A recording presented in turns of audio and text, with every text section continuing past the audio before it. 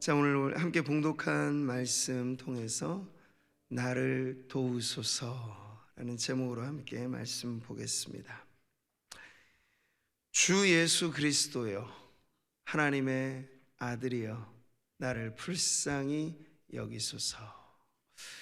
지금 제가 읽어드린 이 짤막한 기도문은 아주 오래된 우리 교회의 역사 속에 이어오는 예수 기도라 불려지는 아주 짧은 기도문입니다. 기독교의 초기 역사에서부터 뭔가 세속화의 물살을 거슬러서 아주 순수한 신앙을 지키고자 했던 성도들의 노력들이 있었습니다. 그래서 팔레스타인 사막지대나 아프리카 사막 이런 데서 소위 사막 교부라 불려졌던 이런 지도자들은 정말 순수 신앙을 지켜가려고 쉬지 말고 기도하라는 주님의 말씀을 어떻게 하면 실천할 수 있을까 하는 그런 마음들을 가지고 이런 기도문을 활용했던 거예요. 짧게 하면 한 호흡과 같은 아주 짤막한 기도문인데 이것을 계속해서 되뇌고 그 안에 믿음을 이렇게 고백하면서 하나님의 임재를 경험하는 삶을 추구하였던 이것이 바로 예수 기도라고 하는 내용에 담겨져 있는 역사입니다. 오늘날 많은 사람들은 바쁨을 일상화된 삶으로 살아가고 있죠. 어른 아이 할 것 없이 바쁘다는 게 현대인들의 특징입니다. 불러세워서 뭐 때문에 이렇게 바쁩니까 하면 딱히 할 말도 없어요. 그런데도 바쁩니다. 이 바쁘다라고 하는 것이 우리에게 이제 모든 것에 마치 면죄부가 되기도 해요. 신앙생활할 때 특히나 분주함이라고 하는 것, 마르다가 그렇잖아요. 분주해 보면 원망이 생기고 정말 하나님 앞에 우리의 섬김조차의 그 순수성도 잃어버리게 되는 이 바쁨과 분주함이라고 하는 건 매우 경계해야 할 생활의 태도입니다. 그런 여러분, 기도라고 하는 것조차도 기도가 중요하다는 걸 모르는 성도들이 어디 있겠어요. 근데 기도마저도 바쁘기 때문에 나는 어렵습니다. 내 삶이 하루 일과가 너무 빡빡해서 새벽에 내가 기도하기 너무 어렵습니다. 이렇게 호소하는 분들이 많아져요. 근데 그런 분들에게도 오늘 저는 이 한 호흡의 기도로부터 바쁘다라고 우리가 일상화된 이런 여러 가지 많은 핑계들 속에 기도하지 못하는 것이 우리의 삶이 되지 않도록 다시 한번 우리 성도님들의 삶에 오늘의 말씀과도 합하는 이 짧은 기도를 통해서 우리가 하나님의 도움을 얻는 그런 성도들의 삶이 되기를 축복합니다. 자, 우리는 특세 2주차 시편 119편의 여행을 이어오면서 이제 절반의 자리까지 왔습니다. 전체 22개 연으로 히브리 알파벳 개수만큼 8개 구절을 한 연으로 해서 이어오는데 오늘 11년에 해당되어지는 본문을 보고 있는 거예요. 그러니까 저는 지금까지 이어오면서 그 말씀과 관련된 하나의 중요한 주제들을 사실 다루었어요. 시작하면서부터 말씀이 우리를 초대하는 축복의 자리, 그리고 말씀과 성결, 내 눈을 여소서, 주의 진리를 보게 하소서, 이 말씀과 진리, 나를 살게 하소서, 이 말씀과 부흥, 그리고 지키겠나이다, 말씀과 순종, 자유롭게 걷게 하소서, 말씀과 자유, 소망, 은혜, 지혜, 위로. 어제 우리가 그러한 내용까지를 보았죠. 자, 오늘은 이 말씀이 우리에게 가져다 주는 도움이 과연 무엇인가 하는 점을 같이 보려고 합니다. 자, 믿음으로 이 시를 쓰고 있는 시인은 먼저 자신이 도움이 필요한 처지에 있다라고 하는 걸 하나님 앞에 솔직하게 고백을 하죠. 81절입니다. 나의 영혼이 주의 구원을 사모하기에 피곤하오나 나는 주의 말씀을 바라나이다. 아멘. 어떤 이유에서인지 정확하게는 나오지 않지만 그는 자신이 매우 피곤한 상태에 있다 하고 말을 합니다. 자, 이어지는 구절에서도 반복해서 나오는 게 바로 이 피곤함이에요. 나의 말에 주께서 언제나 나를 안위하실까 하면서 내 눈이 주의 말씀을 바라기에 피곤하니이다. 아멘. 몸도 마음도 매우 피곤한 상태. 그래서 자신을 가리켜 비유적으로 말할 때 내가 연기 속의 가죽 부대 같이 되었다 얘기를 합니다. 이 팔레스타인 지역에서 저장 용기로 썼던 것이 짐승의 가죽으로 만든 부대였습니다. 물이며 우유며 포도주며 이런 것들을 가죽 부대에 넣어서 보관을 할 때 이 가죽 부대를 만드는 공정과 그것을 보관하는 어떤 방식들이 있었겠죠. 그럴 때 이 불과 연기에 그을러지는 방식으로 이 가죽 부대를 연화시키거나 혹은 그것을 이렇게 만들어 갈 때 그 그름이 가득 검은 그름이 부대에 끼고 그리고 푸석푸석해지는 열과 연기 속에 그러니까 자신의 이 몸도 마음도 이렇게 푸석푸석해지고 검게 그을릴 정도로 매우 사실적인 묘사로 내 피곤함에 대해서 호소하고 있는 걸 볼 수 있어요. 자, 그렇다면 지금 무엇이 조금 더 우리가 구체적으로 보게 되면 시인을 이렇게 피곤하게 만든 것일까요? 제가 앞서 말씀드린 오늘 현대인들의 특징이 피곤인데 바쁨인데 그도 어떤 분주한 삶의 문제로 인해서 지금 이렇게 피곤함을 호소하고 있는 것일까? 오늘 말씀을 보니까 그 피곤의 이유가 조금 더 구체적으로 나오죠. 81절 주의 구원을 사모하기에, 82절 주의 말씀을 바라기에. 근데 피곤함의 이유가 조금 더 뚜렷하게 보입니다. 바로 영적인 피곤이라고 하는 거예요. 너무 많은 육체 활동으로 인해서 내가 지금 피곤합니다. 과한 노동으로 인해서 피곤합니다. 그런 피곤함과는 좀 사뭇 다른 하나님의 구원을 사모하기에 또 말씀을 사모하기에 내가 피곤할 지경입니다. 이렇게 말을 하고 있어요.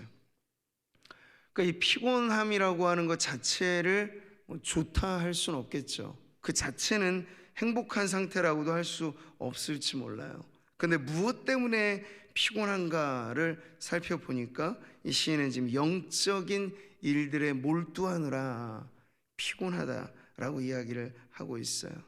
그래서 저는 이런 정도의 피곤함이라면 성도들에게 있어서는 이게 복이 아닐까, 참 복된 피곤함이구나, 거룩한 피곤함이구나 하는 그런 생각을 합니다. 왜 그렇죠?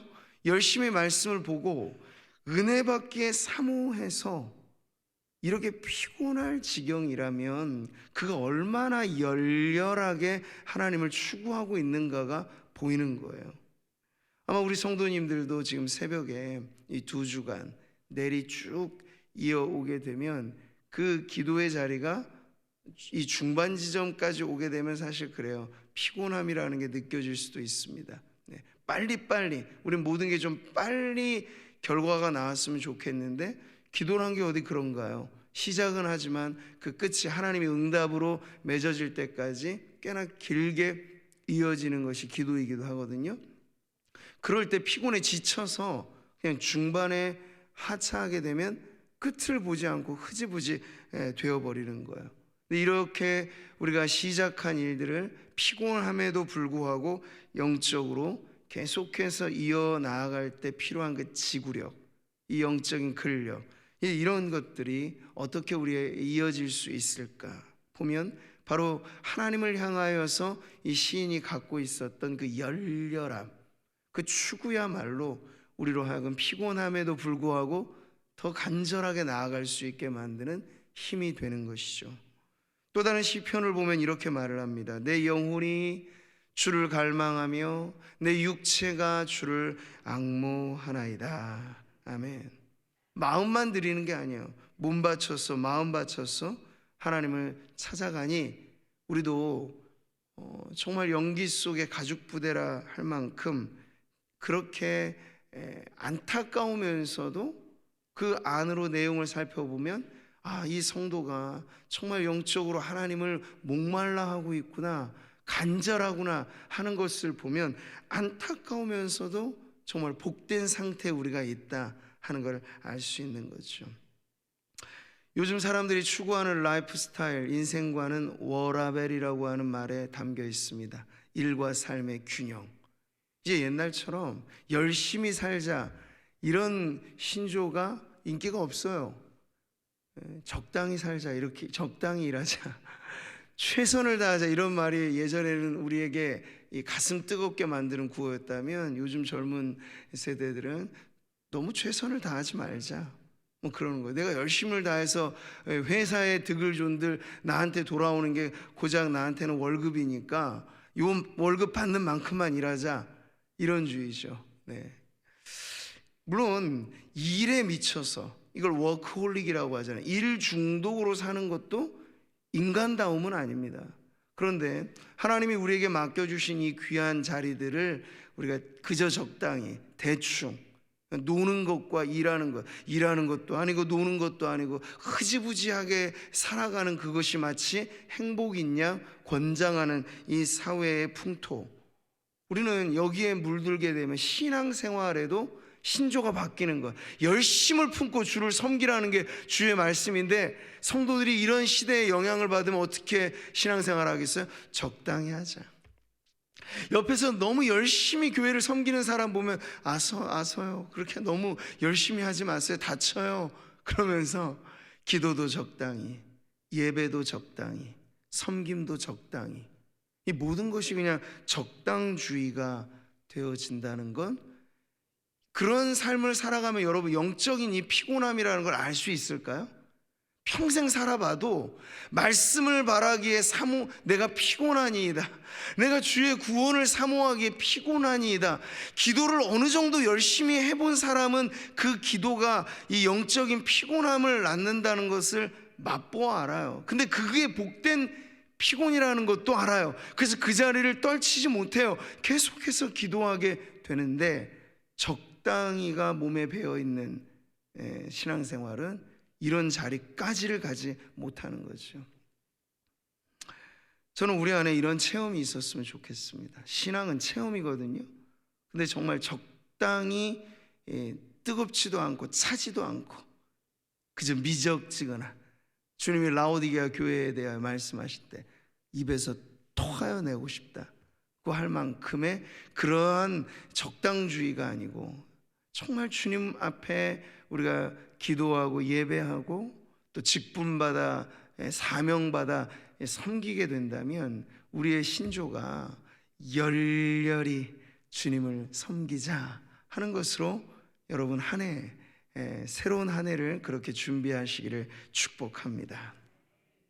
이게 바로 우리의 영적인 상태를 보여주는 것이에요. 내가 얼마나 주의 구원을 사모하기에, 주의 말씀을 바라기에 이와 같이 될 수 있을까? 열렬히 추구하는 성도들의 고백이, 저는 오늘 우리 교회에 속한 우리 모든 믿음의 성도들의 고백이 되기를 바랍니다.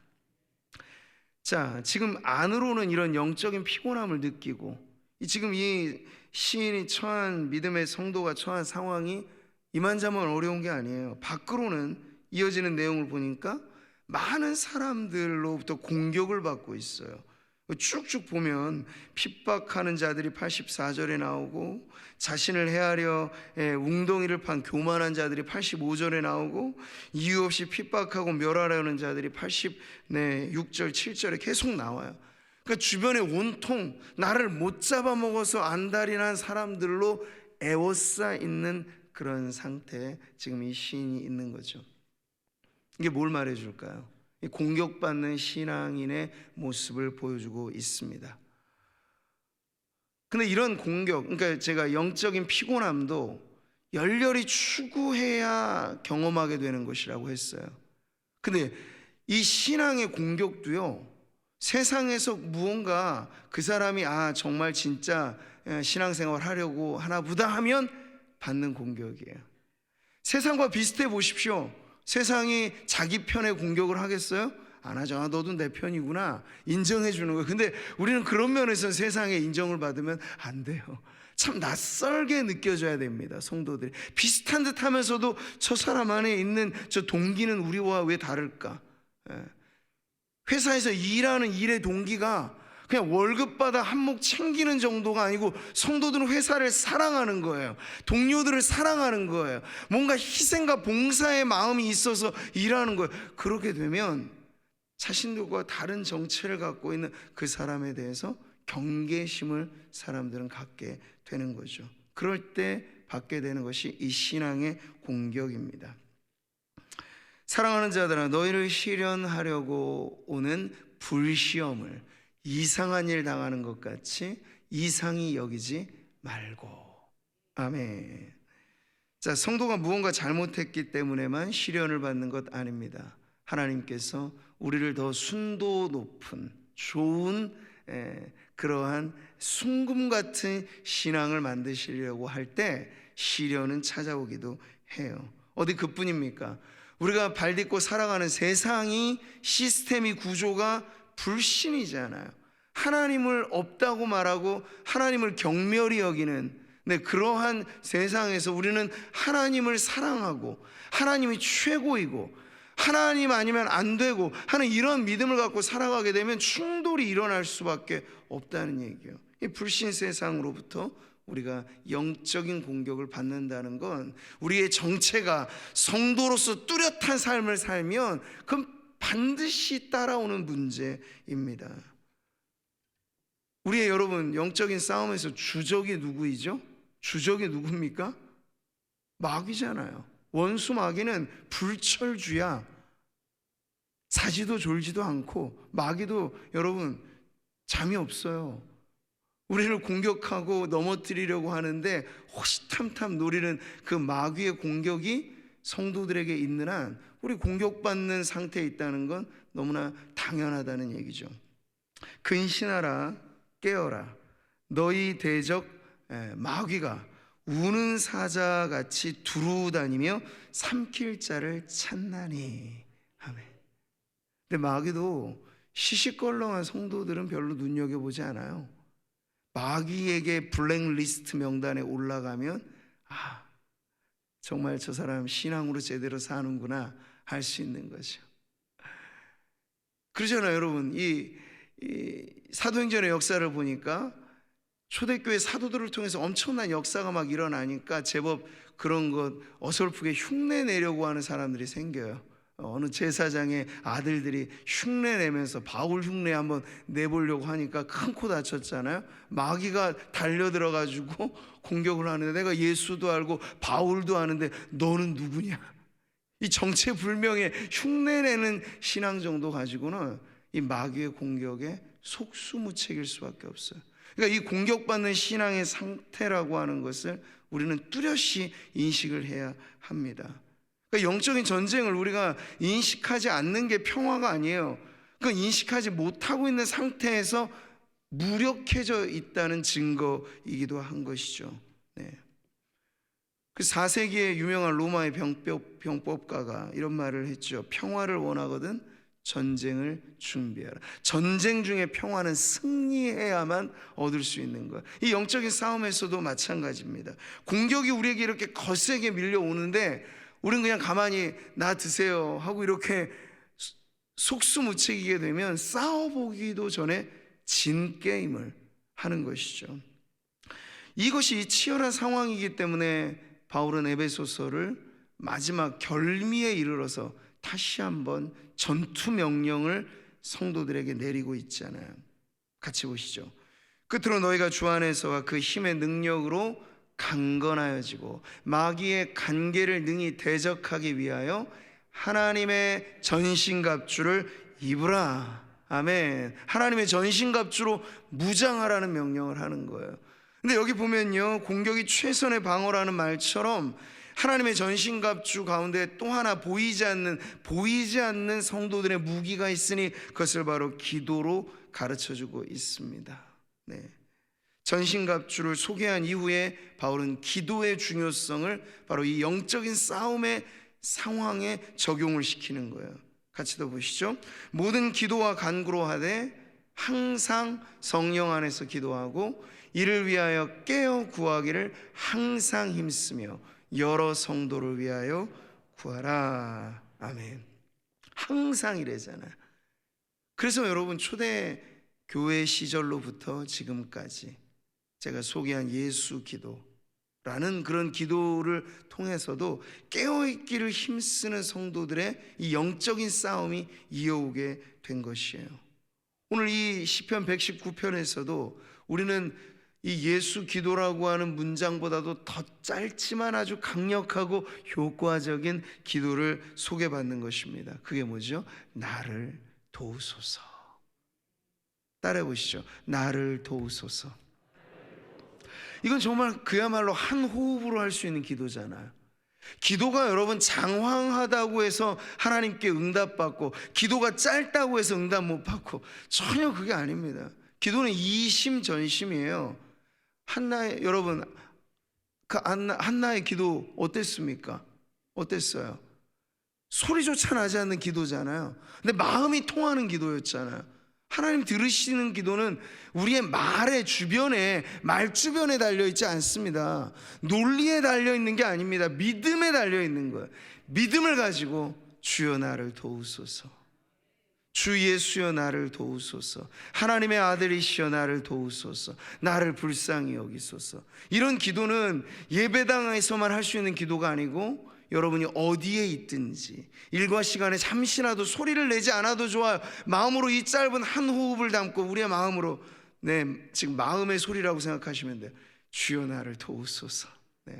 막 직장 상사가 나를 괴롭게 하고 주변 사람이 나를 힘들게 할 때 그 사람 맞붙어서 싸우면 답이 없잖아요. 성도가 싸우면 해결이 안 나요. 그럴 때 우리의 마음으로 주여 나를 도우소서, 주여 저 사람을 불쌍히 여기소서, 이런 마음으로 짧게 이어가게 되는 그 기도의 릴레이가 이어지게 되면 우리의 삶에 항상 깨어 기도하는 모습이 이어지게 되는 것이죠.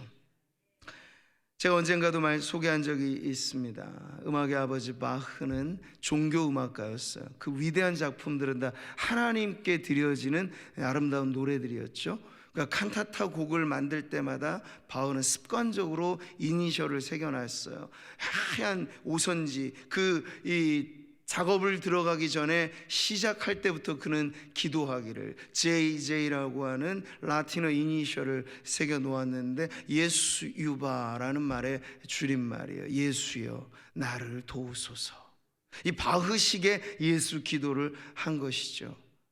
여러분, 무슨 일을 하시든지 여러분의 직장의 자리, 여러분에게 주어지는 그 일이 하나님의 영광으로 드려지게 되기 바라신다면 우리 안에도 정말 주님의 도우심을 순간순간, 이렇게 바흐가 그랬듯, 오늘 시편의 기자가 그랬듯, 초대교회로부터 많은 성도들이 내 삶에 깨어 기도하리라 결단하면서 그 짧지만 강력한 기도를 드렸던 것처럼 오늘 우리 성도님들 안에도 순간순간 깨어서 주여 나를 도우소서, 주여 나를 도우소서. 여러분의 일들이 뭔가 풀려지지 않을 때 주여 나를 도우소서. 순간 어두운 생각이 찾아올 때, 내 요즘에 우울함과 공황장애, 여러 가지 많은 어려움들을 겪고 있잖아요. 그럴 때 그냥 방치시키면 안 돼요. 어둠이 우리를 장악하지 못하도록 어두운 생각이 올 때 퇴치시키는 방법, 주여 나를 도우소서. 이 생각이 내 안에 또아리를 틀지 못하게 하소서. 새가 우리 머리를 날아다니는 건 어쩔 수 없어요. 그러나 우리 머리 위에 머물러서 둥지를 틀지 못하게는 우리가 할 수 있잖아요. 바로 그 방법입니다. 한꺼번에 여러분 죽고 싶은 자리까지 가진 않아요. 우리의 마음 가운데 어두움의 생각들이 계속 우리를 장악하도록 내버려 두게 되면 우리도 나중에는 속수무책이 되는데, 그 첫 생각이 우리 안에 찾아올 때 물리치는 거죠. 주여 나를 도우소서, 주여 나를 불쌍히 여기소서. 그럴 때 여러분, 주님께서 진정 우리를 어떻게 대하시겠습니까? 도우소서 요청하는 성도들에게, 주님이 SOS를 치는 성도들에게 어떻게 대하시겠습니까? 이 말씀이죠. 같이 읽겠습니다. 나 여호와 너의 하나님이 내 오른손을 붙들고 내게 이르기를 두려워하지 말라, 내가 너를 도우리라. 주여 나를 도우소서. 하나님의 응답은 확실합니다. 내가 너를 도우리라. 주여 나를 도우소서. 내가 너를 도우리라. 근데 이게 바로 기도 응답의 가장 묘미가 아니겠습니까? 하나님, 우리가 구한 것을 주세요. 구하지도 않은 것을 주시기보다 구한 것을 주신다고요. 근데 주님의 도움을 구하는 성도들에게 주님이 뭘 주시겠습니까? 도움을 주십니다. 사랑하는 성도 여러분, 오늘 이 짧은 기도 속에 여러분의 삶을 담아 보십시오. 이제 딱 하루 앞두고 한 해를 결산하는 이 마지막 시기에, 오늘은 또 그런 의미에서 올해 마지막 금요철야가 또 있는 자리이기도 하고요. 내일은 마지막 송년 예배가 있는 시간입니다. 이 모든 것의 마지막이라고 하는 의미는 우리들로 하여금 어떻게 해서든지 아름다운 마무리를 하고 하나님 앞에 새로운 결단으로 살아가야 될 텐데 우리에게 도움이 필요하잖아요. 그럴 때 믿음의 눈을 들어서 여러분, 이 세상에 답이 없다고만 발을 동동 구르지 마시고 언제나 하나님께는 답이 있습니다. 그러니까 하나님을 바라며 주여 나를 도우소서.